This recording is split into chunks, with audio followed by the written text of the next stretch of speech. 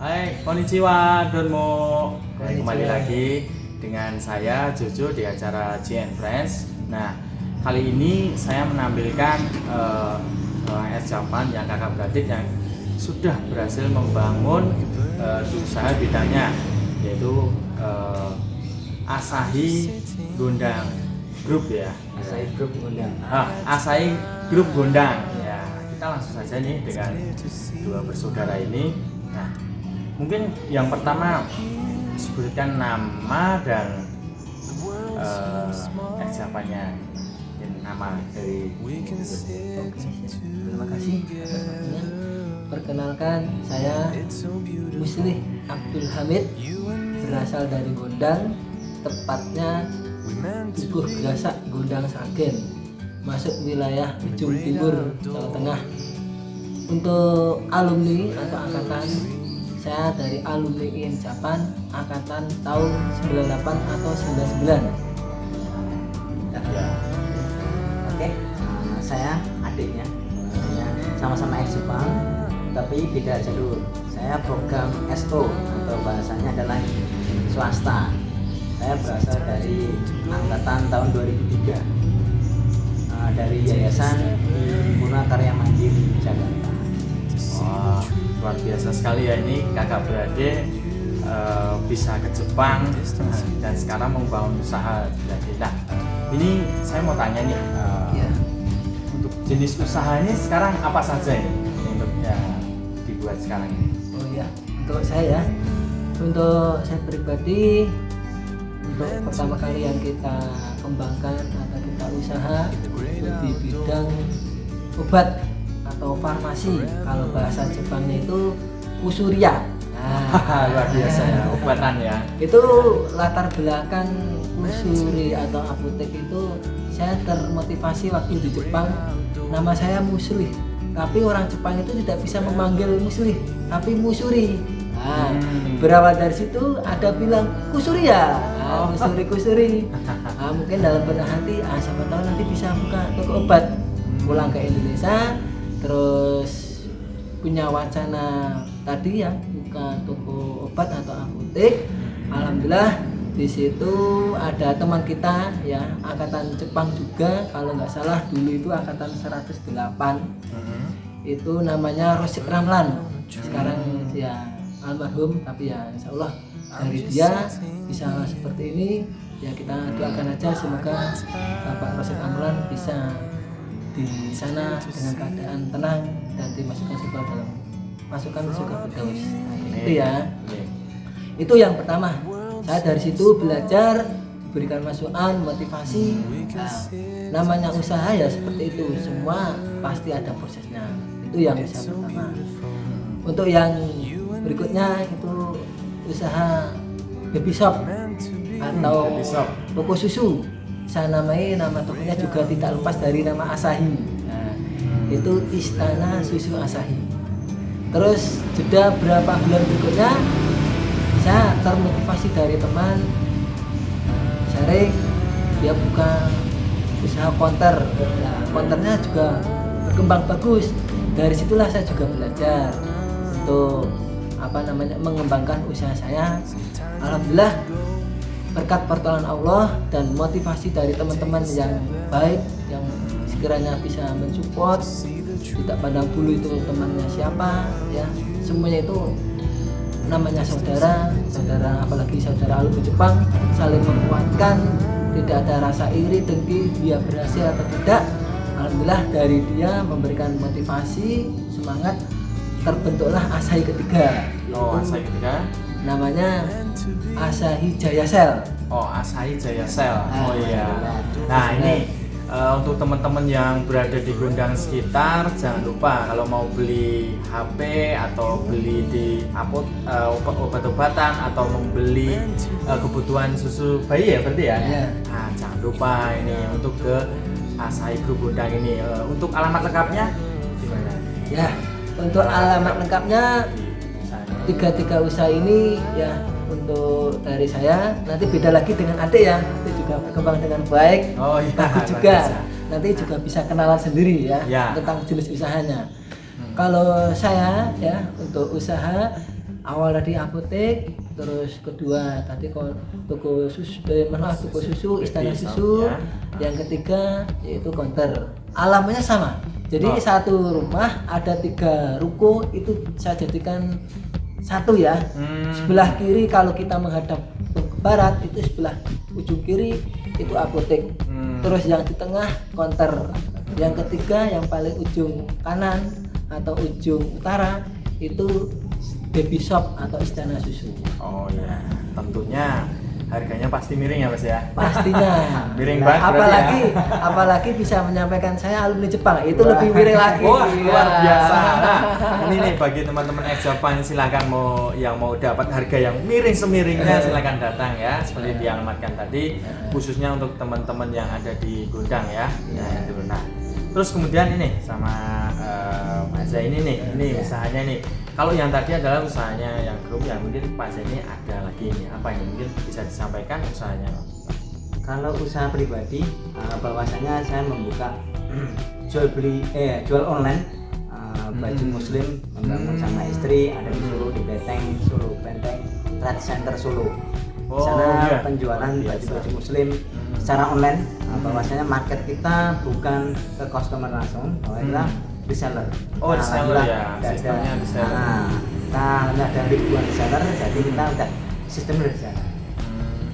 Tapi tunggu, itu kan baju muslim, itu untuk perempuan atau laki-laki ya? Ada perempuan, ada laki-laki. Kalau iya. laki-laki khusus koko. Apalagi khusus koko. sekarang mendekati Ramadan kayak gini, Ya. itu pastinya saat ini lagi bumi-buminya koko. Iya. Baju muslim Jawa. Panen. Untuk tokonya sendiri namanya apa? Rafa Store. Pastor mungkin ada ini sosmednya atau gimana? Ada di IG, cuman kita tidak menjual ke customer langsung karena kita punya reseller, jadi penjualannya ke reseller. Kalaupun mau kontak ke kita, pasti akan kita kasih kontak ke reseller kita. Ya gitu ya. Sistem online gitu. Dan alhamdulillah juga saya usaha bareng teman-teman sama kakak juga, ada lembaga pendidikan. Satu, yang kedua, saya pun juga usaha bersama dengan kakak membangun usaha tadi yang disebutkan kakak bahwa saya Salura, kita berdua. Alhamdulillah ya, kita sekarang udah mengembang menjadi 3 cabang.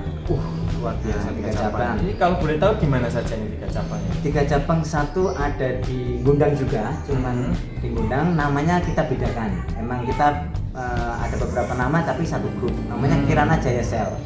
Yang satu ada di Mantingan Jawa Timur, Mantingan Ngawi Jawa Timur, namanya Barokah Barokah Pun. Itu di Mantingan. Ya, wah luar biasa ini ya. Dan alhamdulillah lagi ini udah mulai akhir tahun lalu, tahun 2000 ya, kita rintis Asahi Property Bunda. Luar biasa, Asahi Property ya. Ini insya Allah nanti mau kita legalkan. Nah, ini udah kita mulai persiapan kita legalkan. Saat ini kita baru melayani setelah jual beli tanah kapling. Kita kapling. Kita berkeluarga sama kakak, sama adik saya, keluarga. Intinya usaha Asahi Group Bunda. Wah luar biasa ya. Dari apotek, kemudian jadi shop yang untuk susu, untuk counter, dan juga ini membangun usaha merambah ke Asahi Property ya. Nah ini nih, untuk mencapai seperti ini tentunya kan mungkin awal merintis itu bagaimana? Terkadang kan orang itu saya punya uang banyak, mau usaha takut rugi, mau usaha nanti kalau gini bagaimana? Lah ada juga sebaliknya, ada orang yang pengen usaha tapi tidak ada modal. Nah ini pengalaman dari berdua ini bagaimana? Awal merintis itu gimana? Awal perintisannya. Oke, ya ini sedikit mau berbagi tip-tip sukses ya. Ya. Namanya orang itu tidak instan, semua ada prosesnya, pasti ada alurnya. Bagaimana kita menyikapinya? Pasti kayak gitu ya. Oke. Kadang kita berpikir alumni Japan modal banyak, betul kan? Nah ya, itu betul. rata-rata kayak gitu. Saya yakin 90% ke atas pulang dari Jepang sudah banyak bawa modal. Lah cuman setelah pulang itu bagaimana? Mau kemana? Usaha apa? Lah itu masih dihantui rasa takut, gitu, rasa apa namanya was-was, khawatir, terus gek nanti saya usaha jalan apa tidak, itu Ya, pastinya betul. seperti itu. Lah banyak terjadi kan, mungkin saudara atau sahabat sukses ke semua bisa mendengar sendiri, banyak saudara-saudara kita, sahabat kita yang gampang atau mudah tertipu godaan rayuan manis, diajak kerjasama, Ya. tahu-tahu nggak tahu di mana itu usahanya, gulung tikar itu banyak, malah sampai-sampai usaha belum jalan uangnya dibawa kabur, itu Wah. banyak terjadi. Ya. Lah maka di sini saya akan sedikit berbagi tip bagaimana untuk setelah pulang dari Jepang bisa sukses itu bagaimana. Yang pertama itu gini, kita pulang ke Indonesia, oke, mungkin jeda berapa hari atau minggu atau bulan, silahkan untuk senang-senang dulu dengan keluarga, pergi silahkan, itu wajar. Tetapi di sini harus kita berpikir matang jauh ke depan, ya. Usahakan pulang dari Jepang itu ya punya, sebelum sebenarnya dari awal itu harus punya planning. Program ke Jepang mungkin sekarang kan 5 tahun, itu harus benar-benar diselesaikan 5 tahun, dan di situ kalau bisa jangan balik lagi ke Jepang. Udah usaha di Indonesia dirintis dari awal, dari nol, ya itu yang kita harapkan. Jangan sampai kita kembali lagi merantau ke Jepang. Iya, Nah, betul. itu yang harus kita programkan. Kebanyakan rata-rata nggak ada planning, nggak ada wacana ke depan pulang dari Jepang itu bagaimana, tidak ada pikiran seperti itu. Karena ya mungkin lulus Iya. sekolah, merantau, punya modal, pulang, lah mungkin hanya sebatas itu aja. Mau usaha kan belum ada kepikiran, belum terpikirkan. Nah itu tadi ya, yang pertama kita harus menyikapi jenis usahanya dulu, ya. Jenis usahanya dulu itu apa? Yang mau kita usaha itu apa?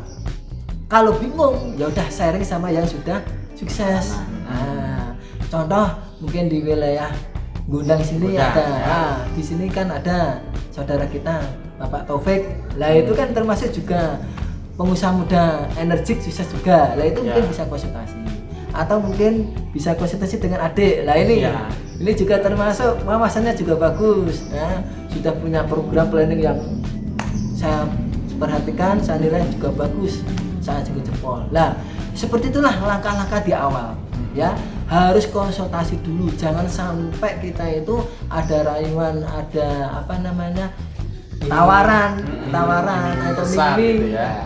labanya besar, kota besar, itu jangan langsung percaya. Tanyakan dulu yang, kalau bahasanya itu tanyakan kepada ahlinya, itulah Ya. yang paling bagus, ya, Ya. kayak gitu.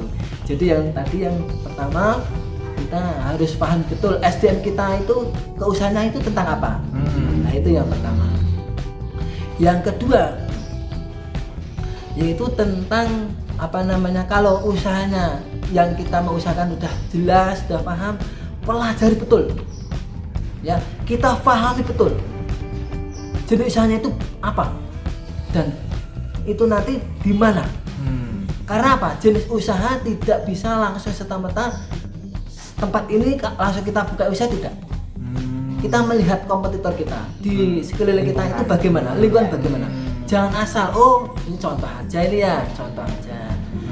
Ada usaha misalnya konter sukses, nah, jangan serta-merta langsung kita buka usaha di sebelahnya. Nah itu contoh aja ya. Nah, apa itu demi kebaikan kita, ya mungkin jarak atau jeda berapa meter atau berapa kilo, silahkan. Itu masalah tempat ya, jadi tempat itu perlu kita perhatikan.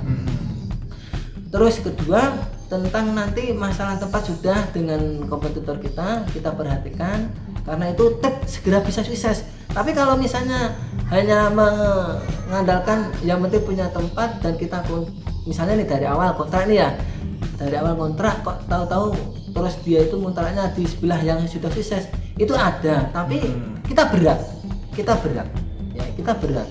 Tetapi ada punya pemikiran kontrak atau beli di sebelahnya yang sudah sukses, itu ada.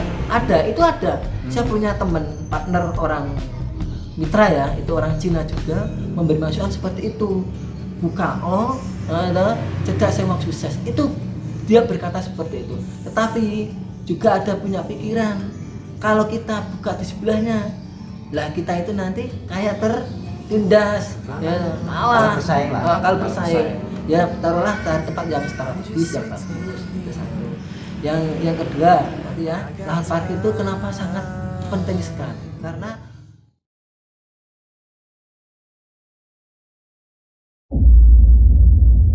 Jangan lupa like, comment, and subscribe untuk mendukung channel ini.